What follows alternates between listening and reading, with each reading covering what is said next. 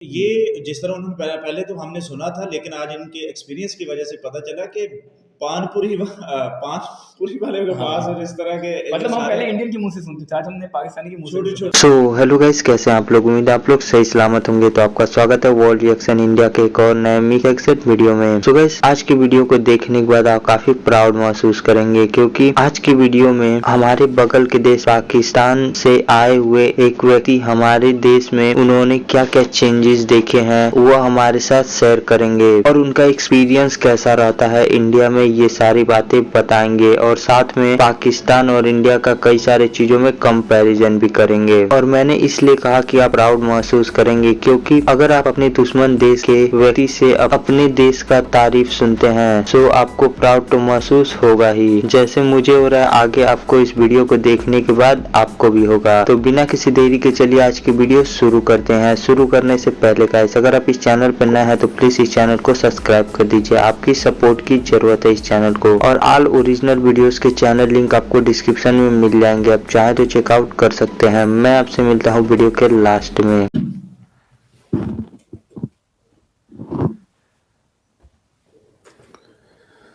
हाँ भाई, तो I think I am live now. there's 17 of you here. Comments भी ऑन है, तो चैट में बात करते हैं। It's stream of consciousness conversation. मैं सोचा आज काम से जरा जल्दी फारिग हो गया था, तो आपसे बात की जाए कि ट्रिप हुई कैसी हुई, क्या देखा, और क्या कुछ सीखने को मिला इंडिया में जाके। तो let me see, can you all hear me?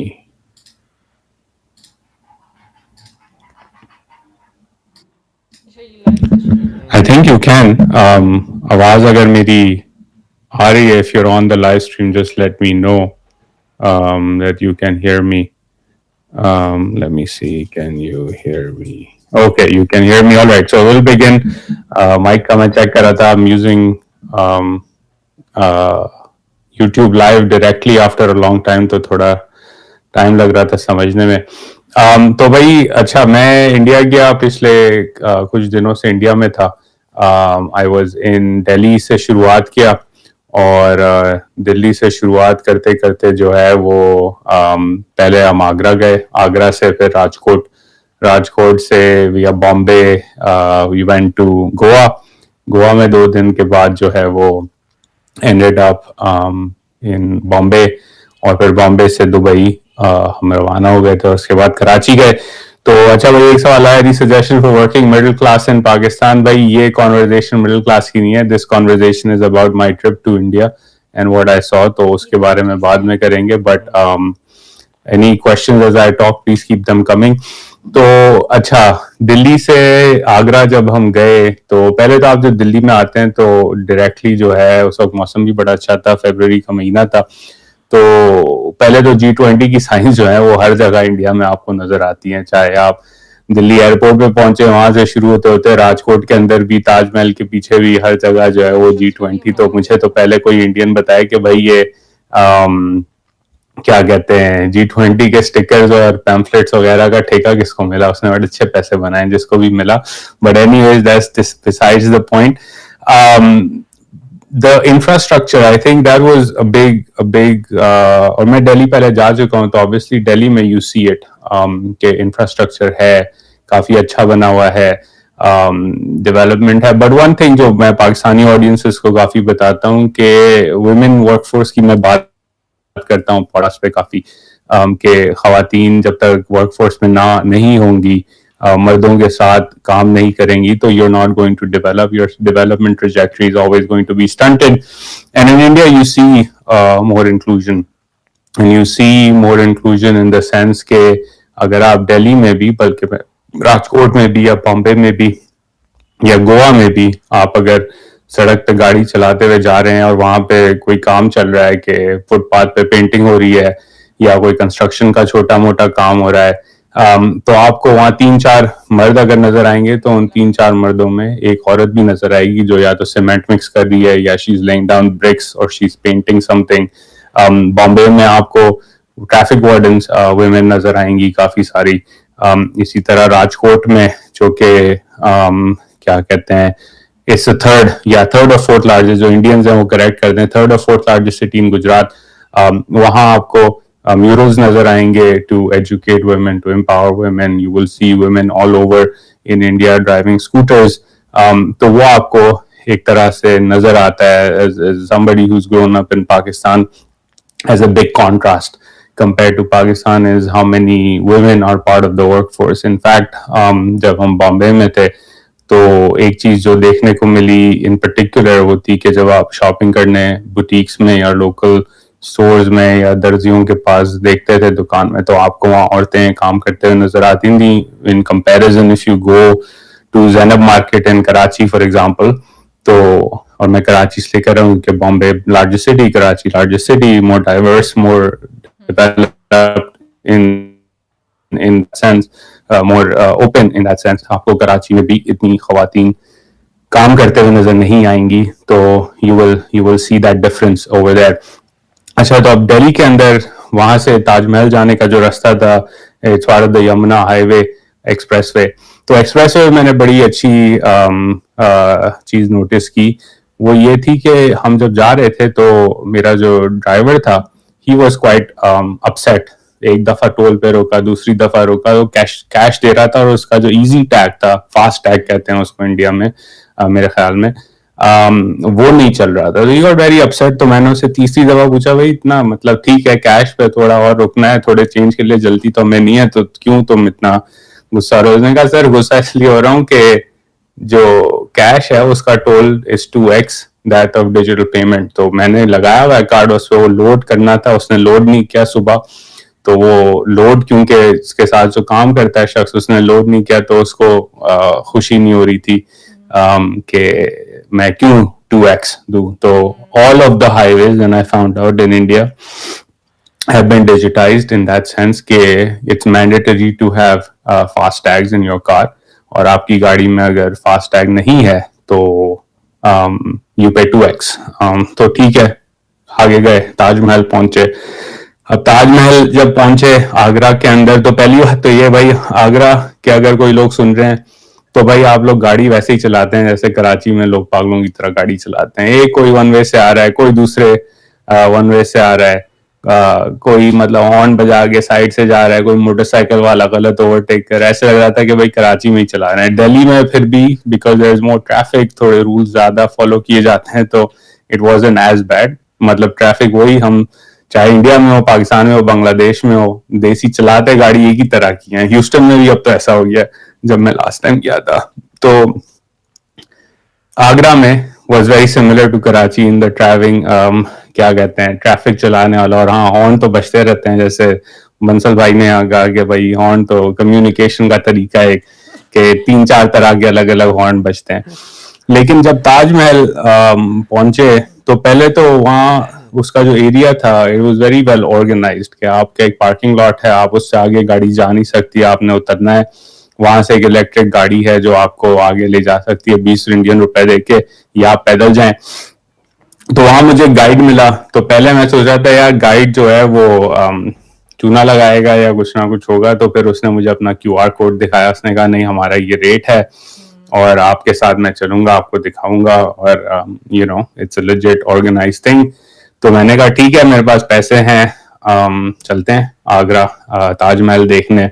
तो उसने कहा आपके पास ई टिकट है? मैंने कहा नहीं भाई, ई टिकट नहीं है, कैश है और कैश देके चलेंगे। उसने कहा भाई कैश की लाइन में क्या लगोगे, आओ मैं तुम्हें वेंडर के पास लेके जाता हूँ, तुम्हें ई टिकट करा देता है। तो वहाँ एक छोटा सा स्टॉल था, जैसे पाकिस्तान में या कहीं भी साउथ एशिया के मुल्क में आप अगर कोर्ट के पास जाएं तो आपको फॉर्म लिखने वाले लोग मिलते हैं, तो वैसे एक बंदे ने अपना स्टॉल लगाया हुआ था, 3-4 उसके पास फोन पड़े हुए थे और QR कोड्स थे। तो उसने कहा अच्छा टिकट चाहिए, इतने की होगी। उसने अपना फोन खोला, मेरी डिटेल्स डाली, मेरी वाइफ की डिटेल्स डाली, और फिर कहता है कि अच्छा भाई इतने पैसे हो गए। तो मैंने उसको कैश दिया, उसने डिजिटल पेमेंट करके जो है वो टिकट खरीदी, और फिर मुझे कहता है अपना व्हाट्सएप नंबर दो। तो उसने मुझे अब मेरी टिकट जो है वो व्हाट्सएप पे ई टिकट भेज दी QR कोड के साथ। तो हम आगे गए लाइन में, सारे सिक्योरिटी जो चेक्स थे वहां पे QR स्कैनर्स थे, उन सब ने मेरा स्कैन किया, वाइफ की टिकट स्कैन की, और हमारा जो गाइड था उसका QR कोड स्कैन किया ताकि रिकॉर्ड में आ जाए कि भाई इसकी दिहाड़ी आज लग चुकी है। टूर किया, टूर बड़ा जबरदस्त। I mean it's you think के ताजमहल तस्वीरों में देखने का होता है, अच्छा भाई कोई चीज होती है तस्वीरों में अच्छी लगती है, एक्चुअल में आप थोड़ा सा डिसअपॉइंट होते हैं कि यार ठीक है देख लिया चलो अच्छा चेकलिस्ट हो गया, but it really is the wonder of the world. और उसकी ऑर्गेनाइजेशन जहाँ वो की हुई है, जो क्लीनलीनेस है, जो मेंटेनेंस है, you can actually see that it's been taken care of quite well.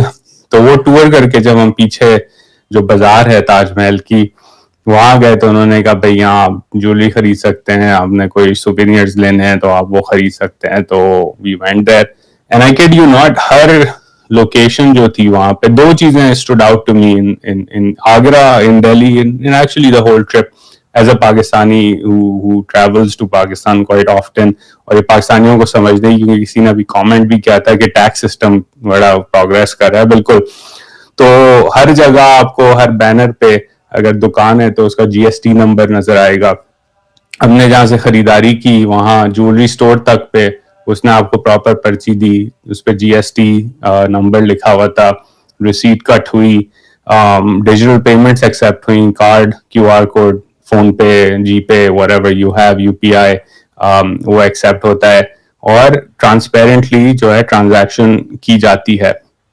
Which again छोटी सी बात सुनने में लगती है, लेकिन ठीक है अगर वो दुकान वाला जो है ऑन एवरेज सपोज कर लें 50% भी अंडर इनवॉइसिंग कर रहा है तो 50% वो फिर भी सरकार को टैक्स दे रहा है। और अभी आजकल जो पाकिस्तान में हाल है हम सब देख रहे हैं कि टैक्स का कलेक्शन है ही नहीं और मुल्क में पैसे नहीं है, डेफिसिट पे डेफिसिट, कर्जों पे कर्जे, और आप ट्रेडर्स पे टैक्स लगाने की बात करें तो हड़तालें हो जाती हैं। तो इंडिया यू सॉ एक्चुअली कि सरकार जो है और जो टैक्स मैन है उससे लोग वाकई में डरते हैं और आपने जो है वो कंप्लाई करना है टैक्स के साथ। और हुकूमत इंडियंस कहते हैं कि भाई हमें इंफ्रास्ट्रक्चर इतना जबरदस्त नहीं दिया जाता है जितना हम टैक्स देते हैं। मेरे काफी दोस्तों ने ही कहा, लेकिन मैं उनसे यही कह रहा था कि भाई फिर आप जरा इस तरफ आ जाएं, कभी आपको हम घुमाएंगे अपना मुल्क तो आपको नजर आ जाएगा कि क्या होता है जब सरकार काम नहीं करती बिल्कुल भी। तो you saw that as well in Agra even at that time। एक और चीज जो ये डिजिटल पेमेंट्स की जो एक्सेप्टेंस थी, you truly saw that digitisation across India. Bombay की मैंने कुछ तस्वीरें भी ट्विटर पे लगाई थी कि मोची के पास क्यूआर कोड था, पान वाले के पास क्यूआर कोड था, नींबू पानी वाले के पास क्यूआर कोड था, कचौरी वाले के पास क्यूआर कोड था। इनफैक्ट गुजरात में we went all the way down to a village of 3000 people, इसमें मैं बात करता हूँ अभी थोड़ी देर में, लेकिन वहां भी लोग डिजिटल पेमेंट्स एक्सेप्ट करते थे। वहां भी 4G LTE कनेक्शन थी।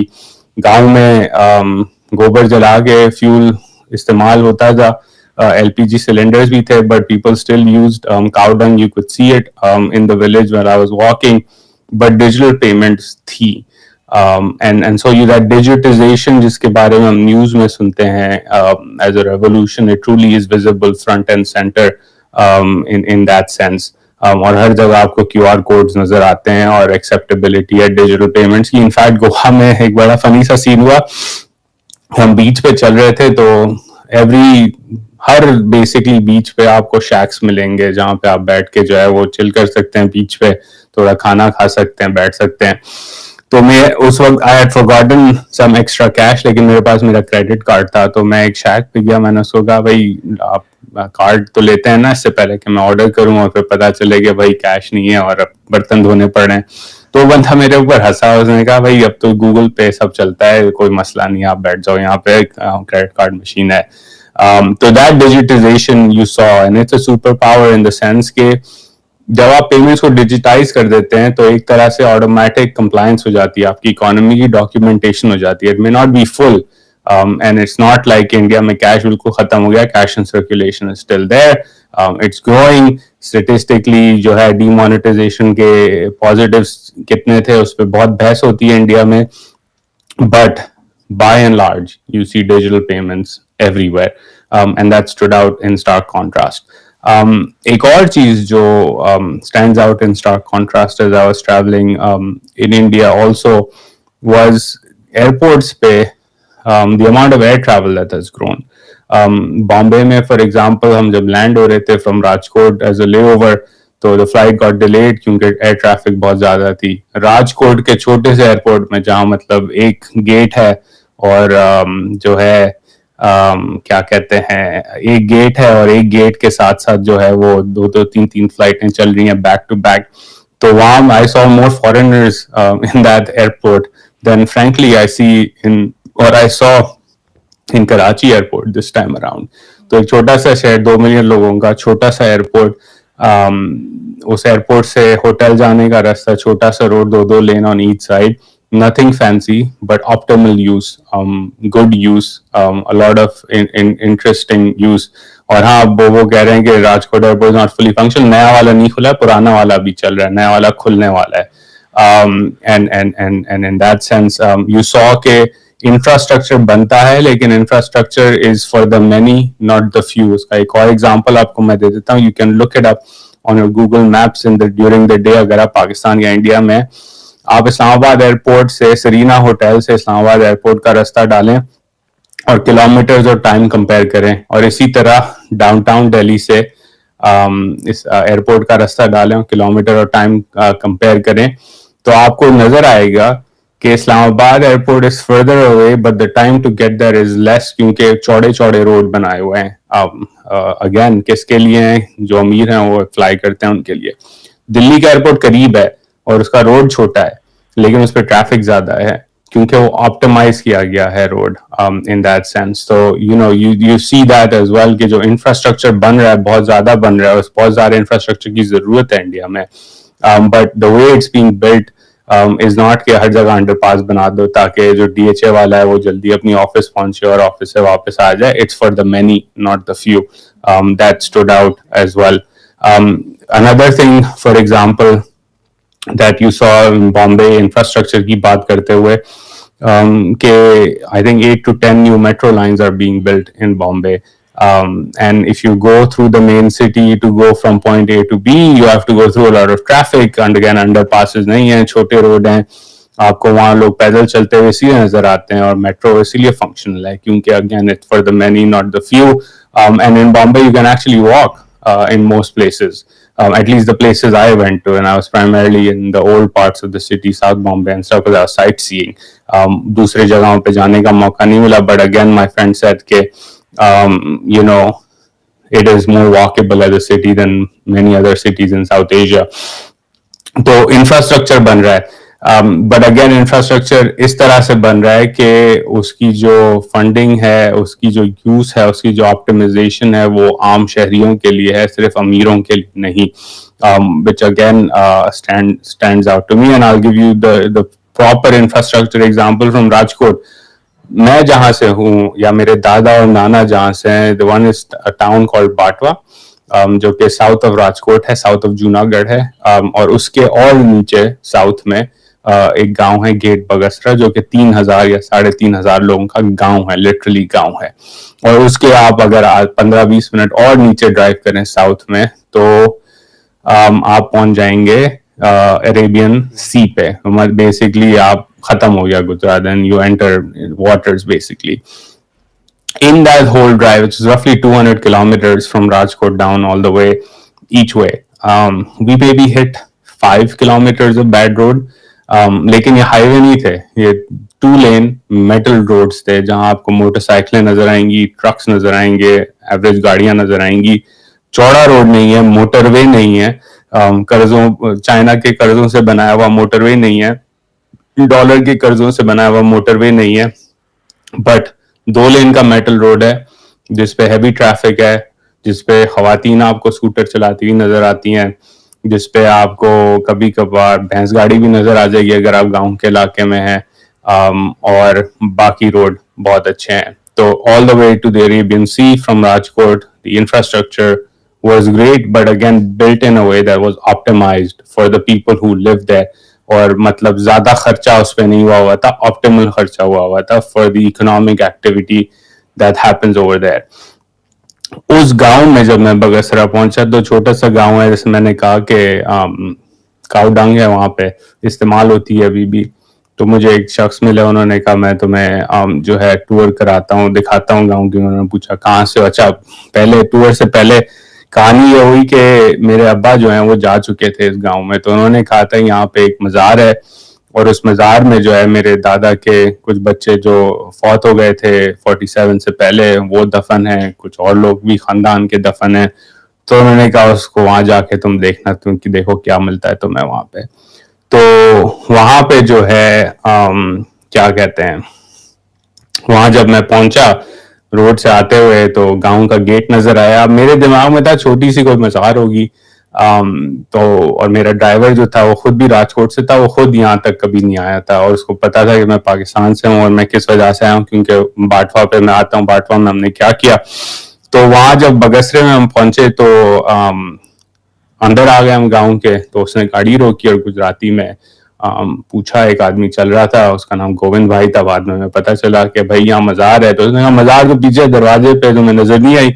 तो हमने कहा नहीं नजर, इतनी बड़ी बिल्डिंग है ग्रीन रंग की। तो हमने गाड़ी पीछे मोड़ने लगे तो उसने कहा मेरे साथ चलो, मैं तुम्हें दिखा देता हूँ, आओ मेरे साथ। तो he pointed us in the right direction. Ismail Pir की दरगाह से कहते हैं, इस्माइल पीर और ज्वाला पीर दो दरगाहें वहां पे। अंदर गया तो कुछ लोग खाना खा रहे थे और I just started walking around. दरगाह देखी, दरगाह से ग्राउंड थोड़ा एक चक्कर लगा के वापस आया बाहर या दरवाजे की तरफ। तो there was a Hindu priest there। तो उसने पूछा कि आप क्या ऐसे ही घूम रहे हो? मैंने कहा उन्होंने कहा अंदर गए। मैंने कहा अंदर जा रहा हूँ अभी। तो उसने कहा कि यहाँ जो तुम्हें दुआ मांगनी है ना, वो या मन्नत मांगनी है तो मांग लो। इसके इस्माइल पीर है इसका नाम और इसकी जो है बड़ी ताकत है। तो मैंने कहा ठीक है। तो अंदर से चक्कर मार के बाहर आया तो मैंने उससे बात किया, स्ट्रक अप अ कॉन्वर्जेशन कि भाई कौन थे, क्या थे। तो उन्होंने कहा कि भाई ये जो हैं क्या कहते हैं, ये 600-500 साल पुरानी इनकी कब्र है और यहाँ सब आते हैं, हिंदू भी आते हैं, मुसलमान भी आते हैं, सिख भी आते हैं, मसीह भी आते हैं। जो है यहाँ गुजरात में इस इलाके में जिसको पता है इस दरगाह का, वो यहाँ आता है। और साथ ही में मंदिर था। तो मैंने उनसे पूछा भाई यहाँ तो अब मैंने सुना है कोई, क्योंकि मैंने उनको कहा मैं पाकिस्तान से हूँ, मेरे दादा इस गाँव से थे। मैंने कहा यहाँ तो अब कोई मुसलमान नहीं है, तो इसकी देखभाल कौन करता है? तो जो लोकल कम्युनिटी है वहाँ वो उसकी देखभाल करती है, पेंट, रिपेयर, ये वो, which is a very beautiful thing to see के एक श्राइन है मुसलमानों की, मुसलमान चले गए लेकिन वो श्राइन अभी तक वहाँ मौजूद है। और उसकी मैंने तस्वीर भी लगाई थी, उसकी अपकीप हुई हुई है बिल्कुल बेहतरीन तरीके से और वहाँ सब लोग आते हैं और अभी तक वहाँ के मज़ार पे चक्कर लगा के मन्नत मान के, जिसने मन्नत माननी होती है वो चले जाता है। फिर जब गांव के अंदर गए तो गोविंद भाई वापस मिले। उन्होंने कहा मैं आपको टूर कराता हूँ कि यहाँ पे ये पुराने घर मेमनों के थे, ये पुराने घर खाली हो गए, फिर अब यहाँ जो लोग हैं गांव के वो रहते हैं।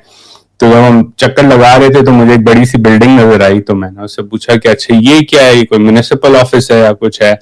तो उसने मुझे कहा नहीं ये स्कूल है और स्कूल में हमारे बच्चे यहाँ पढ़ते हैं। तो एक 3000 लोगों के गांव में एक बड़ी सी स्कूल थी, अच्छी सी पेंट हुई हुई, नाइसली केप्ट। और it was beautiful to see that as well कि एजुकेशन पे एम्फेसिस है। ये मैंने राजकोट में भी देखा कि बखसूस खवातीन बच्चियों की एजुकेशन पे बहुत इंसिस्टेंस थी और वो नजर आ रहा था पुश। इसी तरह बाटवा में जब मैं गया तो बाटवा इज अ बिगर टाउन। वहां पे I wanted to find the birth certificates of my grandparents. तो गया लोकल ऑफिस में, उनको कहा कि भाई मैं आया हूँ अमेरिका से, पाकिस्तानी हूँ, फाइलें देखनी है। तो दे ऑल हेल्प मी। नीचे गए वो बेसमेंट पे, वहां से एक बड़ा थप्पा पुरानी फाइलों का 1900 टू 1929 1930 तक वो लेके आए। तो उनको पहले लगा कि मैं इसलिए आया हूँ क्योंकि मुझे जो है वो क्या कहते हैं, I want to see the records for property, कोई इशू के लिए मुझे कॉपी चाहिए। तो फिर उन्होंने कहा नहीं भाई ऐसे ही आया हूँ, मेरे दादा और नाना की रजिस्ट्रेशन यहाँ हुई थी, यहाँ पैदा हुए थे इस इलाके में, तो सिर्फ देखने के लिए आया हूँ। तो उन्होंने बड़ी कोशिश की। और फिर मेरे दादा का जब नाम पूछा तो मैंने कहा उनका नाम अब्दुल सत्तार एदी था। तो वो बड़े वो गए ना, चौंक गए और अच्छी तरह से चौंक गए। उन्होंने कहा अच्छा तुम अब्दुल सत्तार एदी वो वाले एदी फाउंडेशन वाले? मैंने कहा नहीं नहीं, साथ ही बड़े हुए थे, नाम भी सेम है, लेकिन वो वाले अब्दुल सत्तार एदी दूसरे हैं और मेरे दादा दूसरे अब्दुल सत्तार एदी थे। बट आई नो वो हमारी कम्युनिटी से थे, मेमनों के कम्युनिटी से थे। तो उन्होंने बड़ा, they remember him still and that's the impact of Abdul Sattar Edi and Bilkis Edi and that foundation कि आज तक उनको याद रखा जाता है बाटवा के अंदर, जहां मेमन अब इतने नहीं रहे, but people remember him, so that's his contribution to that part. तो वहाँ रिकॉर्ड नहीं मिला, लेकिन लोगों ने बड़ी मदद की। वहां से आगे बाटवा में गए, the old part of town, वहाँ पुरानी जामा मस्जिद है, वहां गए, वहां पे रेनोवेशन हो रही थी मस्जिद की। तो वहाँ के इमाम से मिला, वहाँ जो लोग काम कर रहे थे उनसे मिला। 4000 वो कहते हैं यहाँ पे मेमनों के घर होते थे प्री पार्टीशन, और काफी सारे अभी तक as structures they are still there. There are about a dozen old mosques in that area that are still there, and again some renovation work is being done, some are dilapidated, but overall a lot of that heritage still exists. तो ये था गुजरात। गुजरात से जो है वो क्या कहते हैं, हम गए गोवा, और Goa again is one of the most developed states in India in terms of human development, education, GDP per capita. लेकिन अगर आप गोवा के एयरपोर्ट से निकले, और ये मैंने अपने पाकिस्तानी दोस्तों को भी कहा था कि if you are uncle from DHA elite class के, और मैं आपको अगर लेके आऊं गोवा, तो आप रोड पे निकलेंगे तो आप कहेंगे अबे भाई ये तो कुछ भी नहीं है, गरीब सा इलाका है। जो सबसे एक जो मैं कहूँगी ना मेरे दिल को बात लगी है, वो ये कि जो पाकिस्तान में मुझे शदीद वाली एक कमी नजर आती है इन सालों में चीजें देखने के बाद, वो है उस वाइब्रेंस की, जो मतलब उन्होंने कहा ना कि इंडिया में एक एनर्जी है। हाँ। सो आप जाते हो ना तो हर जगह की एक एनर्जी होती है। हम लोग जब यहाँ पर बाहर जाते हैं ना, मुझे एनर्जी नहीं फील होती, मुझे वो वाइब नहीं आती। मैं अक्सर मौसम से बात करती हूँ, मुझे बाहर जाकर अच्छा नहीं लगता यहाँ। बस हाँ, बाहर ये के मुसलमानों की है तो थोड़ा सा इन्होंने बचत की हुई है, लेकिन मंदिरों का तो हाल बुरा है। वही ना, कटास राज आप देख लो, कटास राज देख लें आप बाकी किस तरह जगह वो देखें। कटास राज सीन फिर भी चले वो थोड़ी पब्लिक है, वहाँ थोड़ा बहुत मेंटेन करते हैं, लेकिन कुछ ऐसे मंदिर हैं जो मोहल्लात में या जो इस तरह की जगहों पे ना, जहाँ लोग लोकल रहा करते थे और वहाँ से चले गए और आज वो मंदिर वहाँ पे है, वो तो बिल्कुल हाल है। ऐसे जैसे खंडर लगता है। सही बात। पुराने दौर का कोई ऐसा लगता है कि ये हिल है, वो बिल्डिंग कहीं से लगती नहीं है, वो ब्लैक सी हुई है कोई। सो गाइस, आज की वीडियो यहीं खत्म होती है। उम्मीद है आप इस वीडियो को एंजॉय किए होंगे। एंजॉय किए तो प्लीज मुझे कमेंट सेक्शन में जरूर बताइएगा। और जाने से पहले गाइस, अगर आप इस चैनल पर नए हैं तो प्लीज इस चैनल को सब्सक्राइब कर लीजिए, आपकी सपोर्ट की जरूरत है इस चैनल को। और अगर ऐसे ही किसी भी वीडियो का अगर आप मिक्स सेक्शन चाहते हैं तो आप उस वीडियो का नाम मुझे कमेंट सेक्शन में बता सकते हैं। मैं उस वीडियो का मिक्स सेक्शन जल्दी आपके लिए इस चैनल पर ले आऊंगा। जल्दी मिलूंगा आपसे ऐसे ही किसी मिक्स सेक्शन वीडियो में। तब तक के लिए बाय गाइस, अपना ध्यान रखिए।